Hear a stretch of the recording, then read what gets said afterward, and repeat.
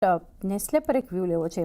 ટોપ ગેઇનર ગઈકાલે નિફ્ટીમાં આમ તો સેક્ટર ઓવરઓલ ઘણી મજબૂતી બતાવી, ફંડામેન્ટલ ચર્ચા પણ આગળ કરીએ, પરંતુ અત્યારે એક સેટઅપ સમજીએ તો 2% મજબૂત 1438ના લેવલ્સ પર આપણને જે ક્લોઝિંગ જોવા મળ્યું છે નેસ્લેમાં, અને ઇનફેક્ટ બિલ્ટઅપ થોડું ઘણું લોંગ સાઇડ પર જોવા મળ્યું. ત્યાં કઈ રીતે આ લેવલ્સ પર એક વ્યૂ રાખવો જોઈએ?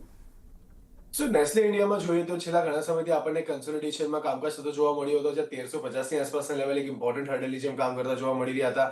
ત્યારબાદ આપણે એક સારી એવી રેલી ઓબ્ઝર્વ કરી. રેલી બાદ આપણને કંઈક ને કંઈક ઘટાડો આવતો જોવા મળ્યો અને એ જ પર્ટિક્યુલર લેવલ્સ પાસેથી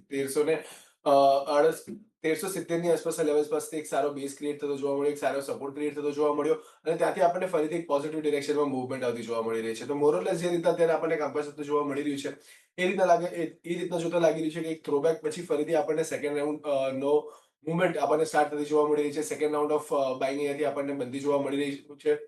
વોલ્યુમ બેઝ મોમેન્ટમ કાલના દિવસમાં હતી, તો ડેફિનેટલી અહીંયાથી આપણને આવતા દિવસોમાં સારી એવી મોમેન્ટમ યથાવત રહેતી જોવા મળી શકે છે. ઉપરની સાઈડ પર 1500ની આસપાસના લેવલ છે, જે ઇમિડિયેટ હર્ડલની જેમ કામ કરતા જોવા મળી શકે. પરંતુ જો 1500ના લેવલ સરપાસ થાય છે તો 1600 સુધીના લેવલ્સ તમને અહીંયાથી બનતા જોવા મળી શકે છે નેસ્લે ઇન્ડિયામાં. નીચેની સાઈડ પર સપોર્ટની વાત કરીએ તો 1370 એક ઇમ્પોર્ટન્ટ સપોર્ટની જેમ કામ કરતો જોવા મળી શકે. તો 1370ના સ્ટોપ લોસ તમે ધ્યાનમાં રાખીને કામકાજ કરી શકો છો. ફર્સ્ટ લેવલ 1500 ના લેવલ સરપાસ થાય છે તો 1600 સુધીના લેવલ્સ પણ તમને નેસ્લે ઇન્ડિયામાં આવતા જોવા મળી શકે. તો ઓવરઓલ એક પોઝિટિવ આઉટલુક રાખીને કામકાજ કરવાની સલાહ રહેશે નેસ્લે ઇન્ડિયા માટે. 1300